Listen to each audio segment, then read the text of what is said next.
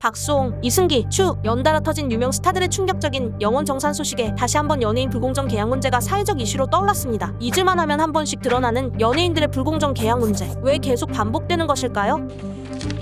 연예인 노예 계약이 사람들 머릿속에 각인됐던 것은 고 배우 장자연의 자살과 그룹 동방신기의 계약 정지 소송 사건이었습니다. 비슷한 시기에 발생한 두 사건은 연예인 부당계약에 대한 심각성을 대중에게 각인시켰습니다. 그리고 연예계는 표준계약서라는 것이 자리 잡게 되었죠. 하지만 이 표준계약서는 한계가 명확했습니다. 표준계약서가 등장했지만 이것을 실제로 사용하는 회사는 많지 않은 것으로 알려졌습니다. 사업자의 기본 권리를 제한하거나 연예산업계가 수용하기에 현실적으로 어려운 내용을 담고 있다는 의견이 크기 때문입니다. 게다가 이 표준계약서는 필수사항이 아닌 권고사항이기 때문에 회사도 이 계약서를 굳이 사용할 필요가 없었죠. 연예인 지망생이 계약 당시 불공정한 계약서에 사인하는 일이 반복되는 이유는 한국 연예계가 가진 특수한 상황 때문입니다. 한국의 연예기획사는 대부분 인큐베이팅 시스템으로 운영됩니다. 캐스팅 혹은 오디션, 연예인 지망생, 연예인 데뷔의 과정을 전부 회사에서 관할하는 것으로 우리에게는 상당히 당연하고도 익숙한 시스템이죠. 인큐베이팅 시스템의 장점은 전문화된 트레이닝을 통해 완벽에 가까운 신인 연예인을 대중에게 보일 수 있다는 점입니다. 대신 그만큼 회사에게도 지망생에게도 상당한 비용의 투자와 시간이 소요되죠. 데뷔가 힘든 만큼 연습생에게 소속사는 절대적인 갑이자 신이 됩니다.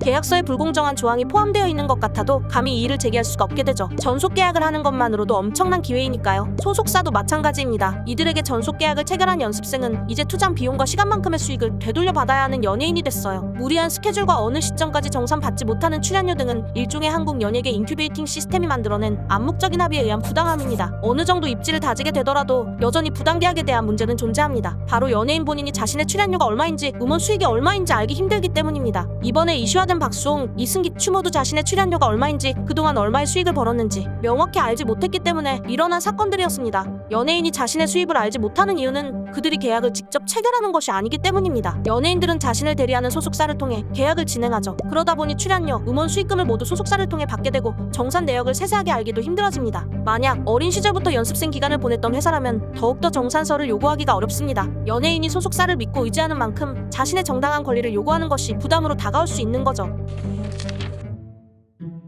그렇다면 해외는 어떤 방식으로 연예인 계약을 진행하고 있을까요? 미국은 연예인이 매니저, 에이전트를 선택해 고용하는 방식을 이용하고 있습니다. 매니저는 연예인의 일정, 재산관리, 자문 등의 역할을 하고 에이전트는 수익을 창출을 위한 기회를 알선하죠. 계약 기간도 정해져 있지 않습니다. 전적으로 매니저가 고용한 형태거든요. 에이전트의 수익은 일반적으로 10% 정도로 알려져 있습니다. 만약 에이전트가 충분한 활동 기회나 고용에 관한 정보를 제공하지 못할 경우 연예인은 업무 태만, 계약 불이행 등의 이유로 계약을 파기할 수 있습니다. 일본의 매니지먼트는 월급제라는 다소 특이한 형태로 운영되고 있습니다. 연예인 지망생 모두 계약을 통해 월급을 받으며 활동하죠. 이런 시스템의 장점은 계약자가 소속사에서 먼저 나가는 경우가 아니라면 소속사에서 먼저 방출하지 않기에 연예인에 대한 관리 및 보호가 될 수 있다는 점입니다. 다만 그만큼 경쟁 관계가 느슨해지며 발전이 늦을 수도 있다는 단점도 존재하죠. 한국이 두 나라의 시스템에서 눈여겨볼 점은 바로 연예기획사보다 연예인에게 우선권이 있다는 점입니다. 또한 법률적인 근거와 제도적 장치로 연예인과 그 대리인의 관계가 명확하게 구분되어 있다는 겁니다.